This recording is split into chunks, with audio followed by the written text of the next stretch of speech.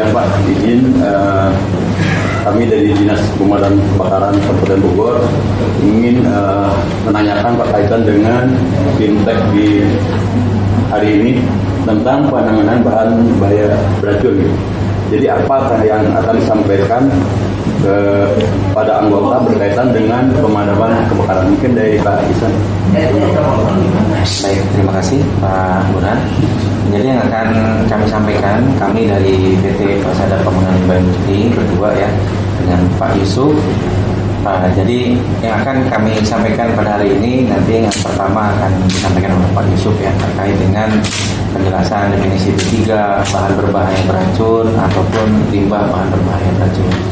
Nanti terkait setelah penjelasan itu selesai, kita juga ada sesi terkait dengan tanggap darurat Pak. Tanggap darurat kita akan menyampaikan tentang bagaimana kita menangani kalau terjadi tumpahan, terjadi kebakaran yang disebabkan oleh B3 ataupun limbah B3. Nah itu kurang lebih yang akan sedikit yang akan kita sampaikan, nanti kurang lebih gambarannya seperti itu Pak. Baik, mungkin untuk hari ini ada teori dan nanti kemudian ada praktik gitu ya? Betul Pak. Baik Pak, terima kasih Pak Isan. Untuk Pak Yusuf juga nih saya mau menanyakan tentang ini kan emang idealnya di Dinas Pemadam Kabupaten Bogor itu ada sekitar 400 lebih anggota pemadam kebakaran. Cuman berkaitan dengan hal-hal yang ini jadi kita hanya bisa menghadirkan sekitar 20 orang. Yang mudah-mudahan bisa maksimal dan bisa disampaikan juga ke teman-teman sektor lainnya. Gimana Pak untuk mensiasati hal tersebut Pak berkaitan dengan jumlah 20 orang ini supaya kita penyampaian tentang penanganan bahan-bahan bahaya beracun ini mengenai ke anggota Pak supaya cepat bisa memahami dan bisa disampaikan lagi ke teman-teman rekan-rekan yang lain. Mungkin begitu Pak. Silakan. Ya, makasih Pak Burhan. Jadi memang tentu saja tidak mungkin ya 400-400-nya harus datang satu hari ini, nanti yang ada nggak ada yang jaga gawang, tiba-tiba ada kebakaran nanti bingung nggak ada pemadamnya di mana. Jadi diharapkan 20 anggota yang hari ini ikut serta dalam BIMTEK kita bisa menjadi semacam pionir lah yang nanti akan getuk tular, karena ilmu ini harus disampaikan semua karena semua tim pemadam kebakaran harus tahu bagaimana cara menangani B3, bagaimana cara menangani limbah B3 dalam hal kedaruratan ya. Jangan sampai nanti tadi Pak Kadisnya juga sudah menyampaikan timnya nggak siap, karena ketika tim tanggap darurat atau tim damkar ini menangani kebakaran ataupun melakukan kan penyelamatan juga bagian ya dari tim damkar, teman-teman ini harus punya dalam pikirannya itu harus ada sense bahwa pemadam itu bisa jadi bagian dari masalah kalau dia tidak siap, baik secara fisik dia tidak fit atau secara pengetahuan dia tidak tahu. Karena nggak mudah untuk mengetahui apa aja sih yang termasuk B3 atau limbah B3. Kalau nggak mengenali ciri-cirinya tuh agak sulit. Jangan sampai nanti malah harusnya dipadamkan dengan apa, malah digunakan bahan yang lain. Jadi diharapkan teman-teman di sini nanti bisa menjadi pionir yang bisa getuk tular apa yang kami sampaikan di hari ini. Materi kami nanti kami akan share ke teman-teman sekalian. Jadi mungkin sehari-hari nanti kalau ada toolbox meeting atau ada meeting koordinasi pagi ya, ganti shift, itu bisa terus di refresh lagi, diulang-ulang lagi seperti itu. Oke. Dan saya pengen tahu juga nih Pak, idealnya untuk pelatihan ini berapa lama Pak? Idealnya itu untuk berbentuk kena sasaran ke anggota program kebakaran itu Pak? Kalau mau dibilang idealnya agak sulit juga ya, karena teori dalam bidang B3, limbah B3 ini saya akui banyak teori yang agak teknis, sehingga mungkin nanti kalau memang mau dibikin ideal takutnya pada roaming karena nggak semua orang ahli kimia seperti itu. Bahkan orang yang sekolahnya kimia aja kadang-kadang ada yang nggak mau kerja lagi di bidang kimia saking ngejelimetnya gitu ya. Jadi memang dibilang idealnya nggak ada. Diharapkan memang 2 hari ini, karena balik lagi kalaupun memang mau dibikin satu minggu full gitu misalnya, tetap aja kalau nggak diulang-ulang juga percuma. Jadi sebetulnya inti dari belajar itu kan yang kita mengulang. Walaupun kita sudah pernah mempelajari, tapi kalau mungkin karena saking udah seringnya, jadi suka ada yang lupa gitu. Jadi harus diulang lagi, diingetin lagi seperti itu. Baik Pak, terima kasih Pak untuk ini. Mungkin masyarakat luas juga tahunya damkar itu hanya pemadaman, mungkin penyelamatan. Nah sekarang banyak masyarakat juga banyak yang bertanya apa sih bahan-bahan beracun itu fungsinya buat damkar seperti apa gitu. Yang tadi saya sampaikan juga dari awal Pak, Pak tadi menyampaikan tadi ketika ada kebakaran, teman-teman dia yang tahu apakah asap itu beracun atau tidak. Ya, mereka masuk kayak seperti itu. Mohon juga nanti bisa berkenan sedikit sharing mungkin ke teman-teman, minimal ada cirinya mungkin. Oh ini antara asap dan beracun, dan ini tidak pada dasarnya semua beracun. Tapi apakah ada asap yang mematikan gitu? Seperti apa? Mungkin ada penjelasannya Pak mungkin ya. Ya, memang nggak semua, karena kalau kita ngomongin kebakaran itu yang harus kita tahu juga adalah apa yang menyebabkan dia kebakaran. Kalau dalam hal ini kita adalah kita bahasnya B3 limbah B3. B3 limbah B3 itu erat sekali kaitannya dengan bahan-bahan kimia.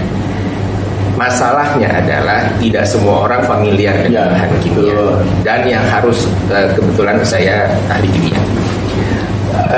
Tidak semua bahan kimia itu punya warna, tidak semua bahan kimia itu punya bau, tidak semua bahan kimia punya rasa.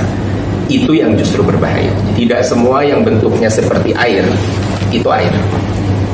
Ada satu, kalau kemarin-kemarin kita pernah dengar ada kasus kopi sianida. Sianida orang masih bisa melihat warnanya, orang masih bisa merasakan rasa sianida itu ada khas, baunya juga khas. Tapi ada satu bahan kimia yang sama sekali nggak ada rasanya, nggak ada baunya, nggak ada warnanya, tapi satu tetes aja saya taruh di minuman Anda sekalian di sini, mati Anda. Arsen. Itu yang dipakai ketika ngebunuh Munir di pesawat. Nah ini yang jadi masalah adalah bahan-bahan kimia yang memang tidak ada warnanya, tidak ada baunya, tidak ada rasanya. Ini yang perlu perhatian khusus. Itu sebabnya ada penanda-penanda untuk orang awam, supaya dia bisa tahu ini bahan kimia yang seperti apa. Walaupun memang penanda ini global ya. Kalau mau tahu lebih detail lagi, kita harus buka lagi dokumen. Mungkin pernah dengar MSDS. Tapi MSDS itu kan bahasanya teknis semua di dalamnya, nggak semua orang paham di situ. Jadi ada penanda-penanda, kita bilangnya seperti simbol, label, gambar dan sebagainya yang ditempelkan, yang itu satu bentuk komunikasi bahaya juga. Jadi penting sekali buat tim damkar untuk memahami apa itu simbol atau piktogram atau gambar-gambar yang tertempel di kemasan-kemasan bahan kimia.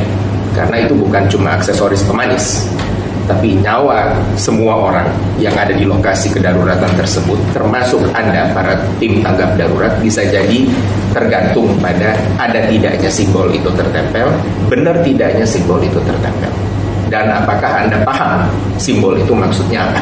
Seperti itu. Contoh apakah semua bahan kimia itu mudah terbakar? Tidak. Ada bahan kimia yang nggak terbakar sama sekali. Ada yang kebakarnya baru pada suhu sekian. Ada yang dalam suhu ruang dia terbakar.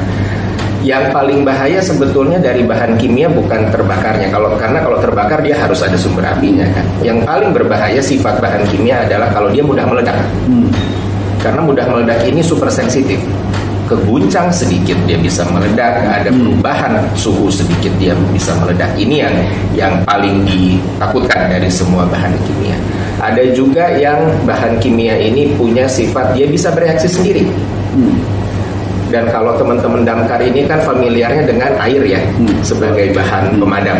Ada bahan kimia yang justru malah akan bereaksi hebat, bisa menjadi kebakaran kalau ketemu sama air. Nah itu yang teman-teman damkar harus paham. Jadi tidak semua kebakaran harus dilawan dengan air. Ada yang malah kalau Anda kasih air, malah tambah besar kebakarannya.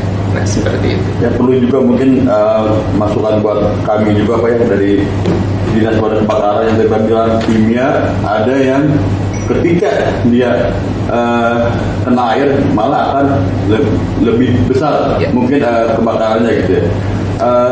mungkin cara penanganannya seperti apa nanti mungkin dari PR dari Dinas Damkar. Ya. Kita ada namanya pakai foam Pak. Ya. Yang namanya kebakaran kan adanya panas, adanya oksigen dan bahan bakar. Ya. Mungkin itu.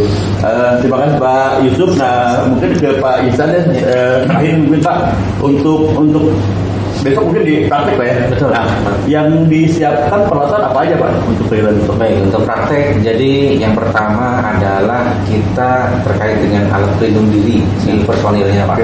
Dari mulai atas ya sampai ke bawah itu harus lengkap. Dari mulai kita pakai coverall, baju untuk pelindung dari bahan kimia itu sendiri. Terus juga kita menggunakan ada kacamata, terus ada respirator ataupun masker Pak, untuk supaya kalau seandainya ada uap berbahaya itu kita bisa tidak terpapar gitu Pak. Lalu yang selanjutnya juga kita menyediakan ada alat penyerap Pak. Alat penyerap ini untuk menyerap si bahan kimia yang tertumpah. Karena tadi seperti yang disampaikan Pak Yusuf, tidak semua bahan kimia itu bisa disiram pakai air. Karena dikhawatirkan kalau misalnya kita siram pakai air bisa reaksi ataupun bahkan bisa berpindah Pak bahayanya. Yang tadinya bahayanya di sini karena disiram pakai air pindah ke sungai misalnya atau ke saluran. Gitu. Akhirnya di sininya aman, tetapi di salurannya justru malah membahayakan yang lain.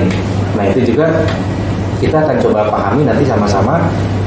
Idealnya menggunakan apa sih kita untuk menyerapnya, seperti itu Pak. Nah jadi itu sudah kita siapkan. Nanti kita akan coba buat juga skenario-nya Pak. Kita akan buat skenario. Nanti akan kita bagi beberapa kelompok dari tim pemadam di sini. Kita akan minta mereka untuk simulasi serta untuk membuatkan laporannya Pak. Nah jadi kita akan sama-sama juga belajar tentang cara membuat laporannya. Kalau terjadi seperti itu apa sih yang harus kita laporkan? Apakah ada korbannya, terus bahan berbahaya apa yang tumpah, dampaknya seperti apa, nah itu nanti ada semua di laporan Pak. Oke, baik, terima kasih Pak atas wawancaranya. Mudah-mudahan di kegiatan Intek 2 hari ini bisa maksimal dan semua bisa berjalan dengan lancar. Terima kasih Pak. Terima kasih Pak.